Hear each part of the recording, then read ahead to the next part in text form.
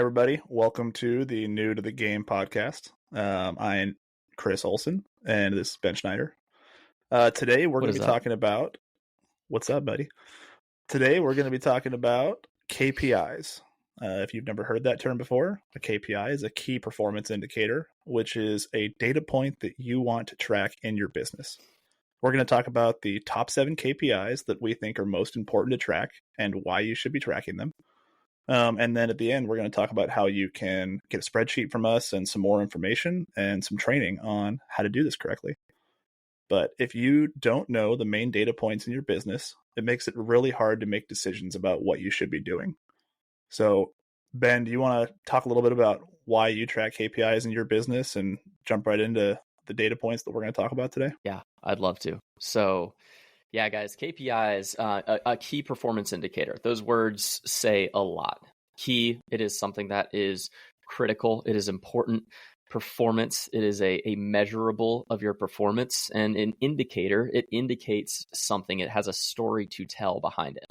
So looking at your KPIs is one of the most foundational, critical areas of your business. And honestly, right now, being able to understand why it's super important to start tracking some of the most granular, basic things within your company are going to have an immense impact down the road in the future of your company when you want to be able to look back and look at some historical trends and things of that nature.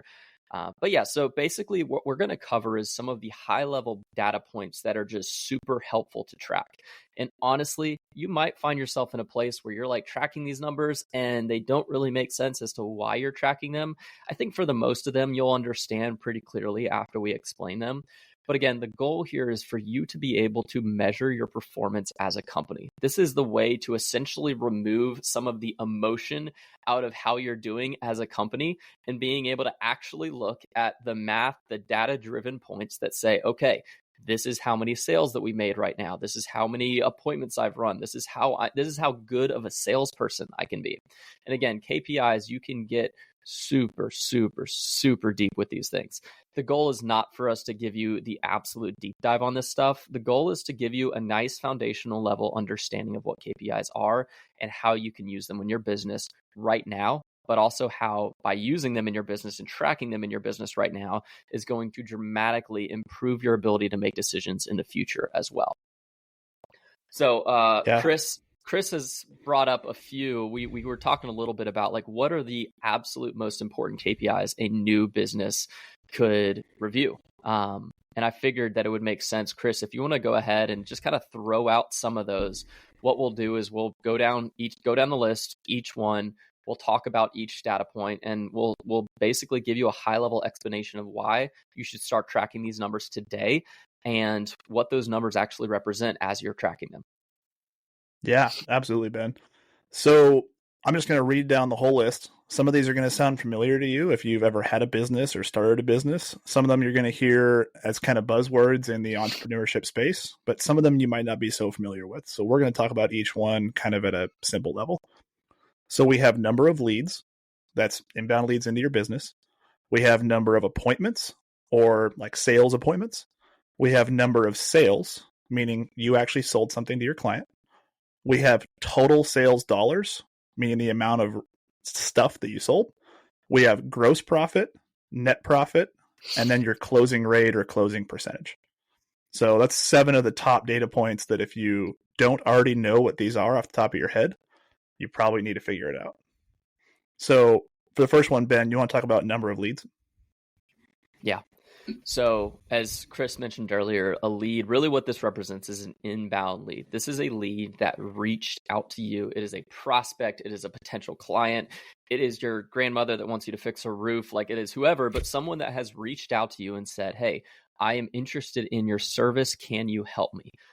You can qualify these leads. You can measure them based upon like, are they actually a good lead? Like I own a sod installation company and I'm in Raleigh, North Carolina. If a guy in South Carolina reaches out to me to mow his lawn, I'm not going to qualify that person as a lead. I might still track it, but I'm not going to qualify that person as a lead. Again, these are people that are interested in buying your service. It does not matter if they can afford it. It does not matter if they're like the perfect fit for you. It's just someone that has reached out to you interested in the services that you offer. the reason we track Yep. these. Leads are super important to be able to actually know the performance, one, of your marketing efforts. Like, what you're doing actually working? Is your ad campaign working? Is your outbound, like knocking on doors, is any of that working? But it also gives you kind of a history of your business. Like, for example, knowing that I'm a seasonal company, it's really helpful to be able to look at each element of, okay, I know that in August of 2023, we had relatively slower lead flow. But it's also important to recognize that in May, I have much higher lead flow because a lot of people are thinking about their lawn. There's a lot of stories that information can tell. So the most simple thing you can do, I would recommend it on a week by week basis, like week 1, week 2, or January 1st through January 7th. Like, this is how many leads we received during this period, and tracking that throughout the year. Yeah, absolutely. I mean, just to add on to that, I mean, it's one of the things that we'll talk about when we get more deep into this in our courses and in our Skool group is number of leads is one of the foundational data points, because you have no idea how many of any of these other data points that you need for your business without knowing your number of leads. I mean, if you know how many sales appointments you're booking each month, but you don't know how many leads it takes to get to that number of appointments, that's pretty challenging. So it's kind of a main data point that will lead to everything else. I mean, that's not supposed to be a joke, but it is kind of a play on words.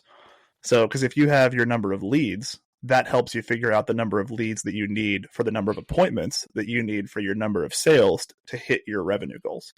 So a lot of these points are connected, and I feel like leads are one of the foundational ones that kind of leads to everything else. Man, I made that joke twice on accident. It was a good one, man. Yeah, the dad jokes. The dad jokes are coming out. Yeah, that's on you, man. So the next point that I'm going to dive into is number of appointments. Again, this one might be somewhat self-explanatory, but again, it is the number of leads that actually converted to an appointment. Those numbers often can be somewhat similar, but you'll start to recognize historically that there's a trend where you're going to get more leads than you're going to get appointments.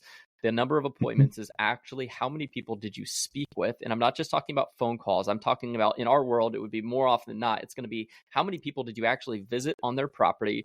You could even add an extra KPI in there if you wanted to, and how many of those people did you actually prepare an estimate for. And it's a way for you to start to see not only what your closing ratio is, which we're going to get into, but also how many jobs are you actually, how many of your leads are qualified enough to where they convert into an appointment. And then when you have the number of appointments and how many of those appointments convert into sales, you start to get a little bit more of, okay, I know that I need X number of appointments to be able to do X number goal or whatever you have. But again, we're going to talk a little bit about goal setting at the latter half of this. Yeah, and it's absolutely a super good point, Ben, that it's so interesting to me how related a lot of these data points are. Like, you can have a ton of leads but not get a lot of appointments, or you can have what feels like not enough leads, but all of them are such good leads that they all turn into appointments. So when you start tracking all these different data points, Yeah, I was going to say, or it's just an indicator that your lead intake is awful and you're allowing a lot of leads to fall off the map because you're not organized enough. So that is an 100%, indicator. Yeah. And again, the indicators highlight the overall big picture, a measure of performance. And then it's your job and your responsibility to go deeper from that point and find out, why is this thing indicating this story? And then you can work yourself from there. Yeah, because each one of these data points we're talking about, I mean, they all are interconnected. So if you're not making enough revenue to pay your bills, then it might be that you don't have enough leads, or it might be that you have enough leads but you're not converting enough to appointments, or it might be that you're converting enough to appointments but you're not selling enough work at those appointments. So it's really necessary as a business owner to track each one of these items, which we're going to talk about more. We're kind of getting ahead of ourselves, but they're all so interconnected. So let's jump to the next one. So the next one, we talked about leads, talked about appointments. The next one is total number of sales, and then total sales dollars. So do you want to talk about those two? Yeah. And of course, obviously, these are, as with everyone else, they're all super interconnected. Your number of sales is how many jobs did you sell? I sold 10 jobs this week. I sold 5 jobs this week. I sold 1 job this week. How many jobs did you sell? Then you also are going to look at your total sales dollars, like the actual dollar amount of each of those sales. Let's say I sold a $5,000 job, or a $10,000 or $100,000. What is the actual number that is attached, as far as this will ultimately lead to gross revenue for my company, because this is what the client is paying me for the service that I sold them. Both of these. So again, bridging the gap, number of sales is really, really important, because again, that's going to be one of the number one things that will help tie together the importance of your number of leads as well as the number of appointments.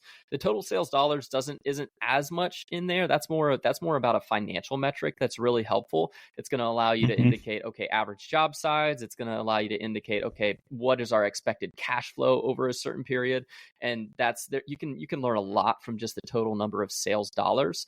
But the number of sales, in my opinion, is one that I would really, really emphasize, because if you can start to know how many people you are selling out of the number of appointments that you ran, out of the number of leads that you generated, that complete story, those like 3 KPIs tied together, is going to provide a massive amount of information.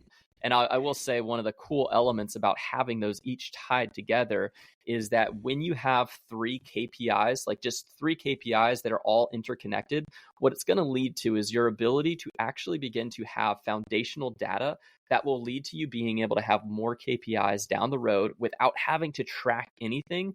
And then all you have to do is do math equation to get yourself there. Like, it's kind of cool as you start this foundational piece, because they just are going to naturally lead to more, again, without you starting from scratch.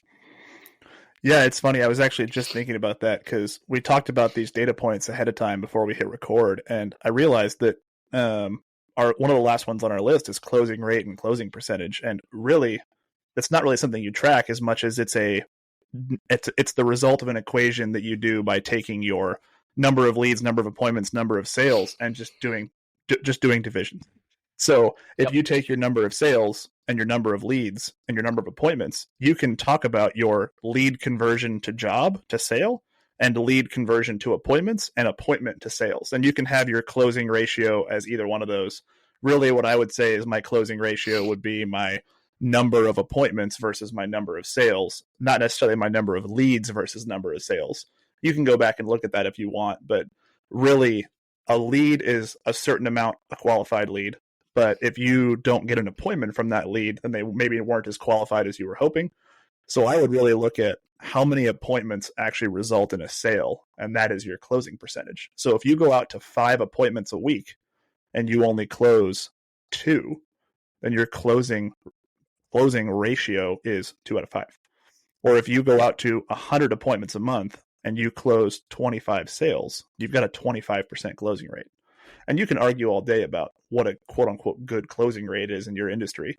But the reality is once again, once you have that data, you really just need to look at, if I need more sales, do I need more leads, or do I need to close more of the leads I already have?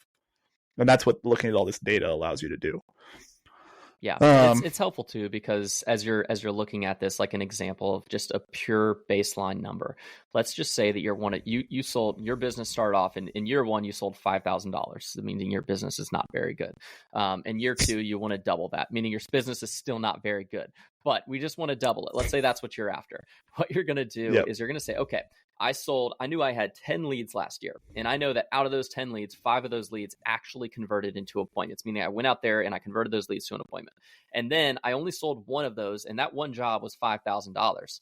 Now, you can look at this 5 different ways. I mean, one way, say, okay, you know what? In order to be able to replicate that, I need to generate 20 more leads, which means you're going to be putting in a marketing effort. You're going to do a marketing effort to generate 20 more leads so that you can go on 10 appointments so you can sell 2 people. Or you could say, all right, we definitely did not do as many appointments as I wanted to. That means I'm going to make a lead intake remedy, or develop my sales process a little bit more thoroughly. So that way I'm actually visiting more people on site. So I'm increasing my number of potential sales opportunities. Or you could say, okay, well, I'm just a terrible salesperson, so I need to make sales process and sales training efforts so that the number of appointments that I run, I can actually sell more. So without generating more leads or without booking more appointments, I can still sell more with what I have. And again, you can look at it a ton of different ways, but this, again, it creates a very healthy framework for you to be able to direct your efforts in an intentional way that allows you to be able to make decisions within your company. Yeah, and totally agree. And it's just always interesting to me how these are such basic data points, but tracking them lets you make so many different decisions within your company. Do I need more leads? Do I need more sales? Do I need to increase my closing percentage? Do I need to sell my jobs at a higher rate? I mean, you can get so granular and so detailed in this, and that's what we're going to be doing in our Skool group and in our course that we're working on. Ben, mainly, me helped a little bit. We're developing a business financial literacy and data tracking course that's going to dive really deep into this. That's Ben's baby, and he's spearheading it. So we're going to be putting that into our Skool group and making that available soon. And that's free, by the way. Our Skool group's free, just in case you were wondering. And we're just super excited about that. So, Yeah. Ben, the last couple of points we were going to talk about are really closely related to job costing. So we're going to talk about gross profit and net profit, which is less about our sales process and more about our production process.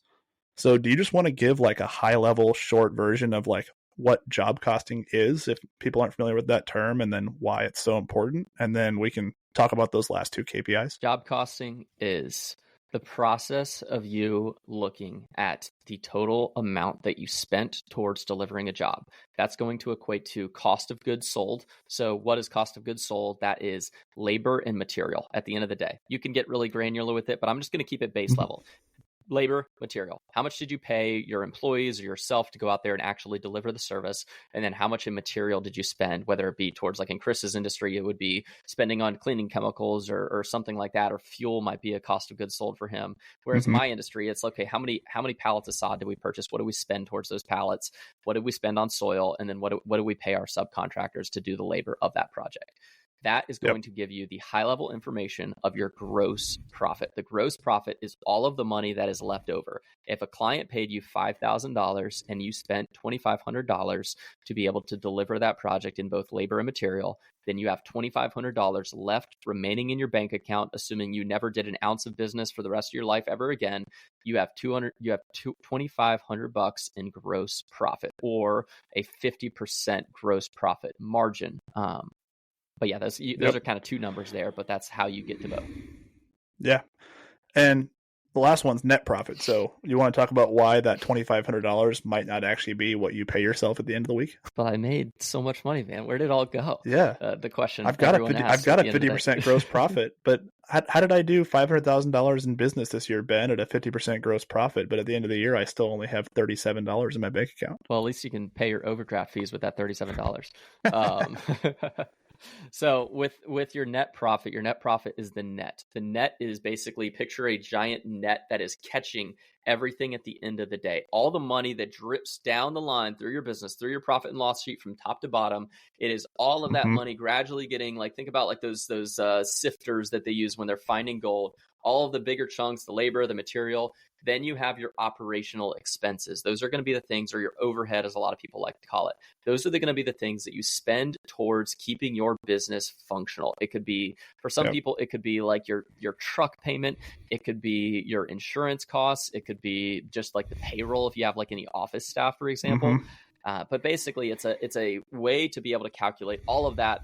And sometimes, depending upon where you're at in business, most of the time your pay, your owner pay, or really your owner's salary, your CEO salary, as you might call it, is going to be pulled out of overhead as well.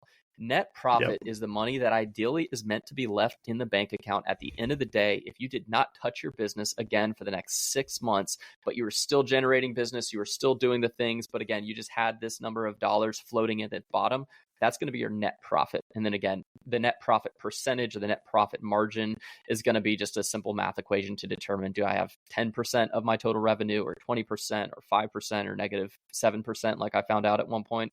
That helps you measure your net profit. Yeah, been there. Yeah, it's and that's a lack of understanding on these numbers is where you get people that, like, you'll hear business owners that will like talk about this, where they are like, hey, I did $27,000 in revenue this month. I should have had a 50% gross profit, but by the time I paid my insurance, my licensing, my bonding, my truck payments, my equipment payments, my payment on my excavator, my office payment, my office manager's salary, my computer payments, my tech payments, my software payments, like by the time you paid all your operational expenses, you get down to the end of the wire and your net profit is 0 or 2 or 3% positive or negative. And that's why you have these people that will start a business. and they feel like, okay, I'm making great money, I'm putting lots of money in, I'm cashing the checks. But then when it comes time at the end of the month to actually cash out whatever's left, there's nothing left. And Yeah. that's where you get people that feel like they're charging the most they can charge, but then they end up with no money left. So you have to have a good understanding of your gross profit, your net profit, and what you need to end up with a net profit that is actually enough to make it worth your time to run your company. And like Yeah. Ben said, that could be before or after you get paid. So it might be that you have a business that pays you $100,000 a year, but then there's no net profit left. So at the end of the day, what you really have with that business is a job that you own, because the Yep. company itself is not profitable. You're just making enough money that you can pay yourself a paycheck. But if you Yeah. And want to have a it's business gonna that is actually successful, you need to have a business that pays the owner or pays the CEO or pays the manager, but then still has a profit at the end of the day. And that's where a lot of people get lost and stuck. Yeah, and that's why it's a KPI. It's a KPI because what is it indicating about your business? And again, this isn't an emotional situation. This isn't, if I look at the business and I know that I'm generating, I don't know, 2% net profit, I might walk away from that in a kind of disappointed fashion. But again, that is an indicator. It's telling a story.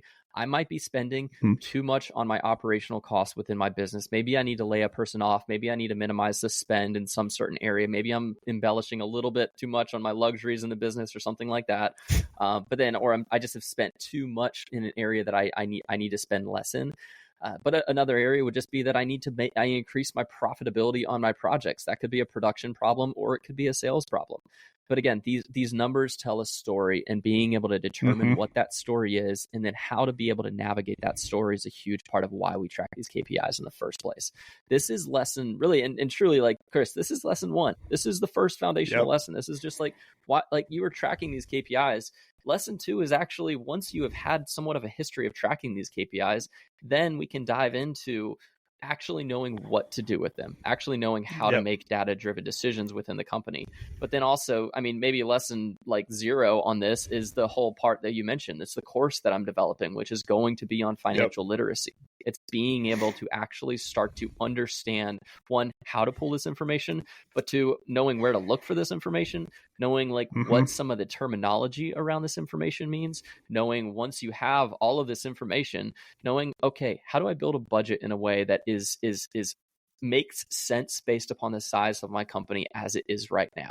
And then you can start to be able to you're creating a pattern essentially of always being able to reflect on these things, the indicators, to tell you what you need to do if you want to, let's just say you have a goal in mind. These indicators are going to be what allow you to be able to know how to deconstruct that goal in a way that actually takes you where you want to go, as opposed to leaving it completely ambiguous and just kind of throwing stuff at the wall and hoping it sticks. Because you can run a business that way. You can. Should you? Does it make sense? Is it the right decision? Is it actually going to serve you? Try. Yeah. I would advise not trying and take some time and do this, and it goes a really long way. I mean, both of us know business owners that have been running a company for 5, 10, 15, 20 years out of like a spiral bound notebook and a Dell computer from 1997, and somehow are still in business. But it doesn't mean that you have a profitable, scalable, successful company that is going to be consistent. It just means that at a certain point you got lucky. Because if you're running a company that isn't based on data-driven decisions, then at a certain point you're either going to go out of business because you got unlucky, or you're going to be successful because you got lucky. But if you have all these data points and you have all this information to use and make good, educated decisions, then you can truly grow and build a business that is actually what you want it to be. Awesome. Well, I think we're already kind of over our time. So really quick, if you want to learn more about this, like we've talked about in this episode, Ben is building out a course on financial literacy, and it's going to include a lot of discussion about these kind of things, about KPI tracking, about business budgeting, basically about how to understand, record, track, and make decisions based off the data in your business. We're also working on some other courses. We're going to have a course on how to get your first 10 or 20 clients in a new business, and then a second level, kind of higher level course on the crash course in business marketing. especially for home service contractors. A lot of the stuff we're going to talk about is going to be applicable to any business, but obviously me and Ben have a niche of being pretty knowledgeable about home service businesses. So we're going to talk about that. And we're also going to be talking about how to build offers, how to find your ideal clients, and lots of other stuff. If you're interested in following along with this, we have a group on Skool. That's Skool. We're building out a community for young aspiring contractors and home service business owners. If you're new to the industry and looking to get started, if you're just starting a business and want extra help, or if you have an existing business that you're a little bit lost in, we are super excited to have you and have you part of the community. We are also on Instagram, and this podcast is findable on pretty much every podcast platform out there. We're still new at this and we're figuring it out as we go, but as of today, we are on Apple, we're on Spotify, we're on iHeartRadio, and 5 or 6 other apps I wasn't even aware existed until we started doing this. But our main kind of headquarters location is going to be on Skool because we want to build out a community where people can interact with each other, find support, get to know each other, and really help find solutions and help with their businesses or how to get started. So come find us on Skool. The link to the Skool group will be in the show notes, and we would love to have you. Yeah, guys, hop in. We are early to this, and that means that Chris and I, if you interact with either of us, I mean, like, we're at a point right now where we just want you to have as much valuable as possible, and we're just giving it away for free because we just want you to be able to benefit from this. Who knows what that will lead to, but again, what we want right now is you to have as much valuable information as possible, learning from the lessons that we have already learned down in our past. So jump into it. We're going to make this so it's worth your while. We're not here to waste your time. We want this to be something that's very, very real, tangible, and consumable. So yeah, guys, jump into it. We would love to see you there, and we can't wait to interact with you on a more direct basis on Skool as well as other platforms as you reach out to us. All right. Well, we'll wrap this up then. Come find us on Skool. Come find us on Instagram. If you like the podcast, hit follow. And if you like it a lot, leave a review on Apple or Spotify for us. Thanks, everyone. We'll see y'all.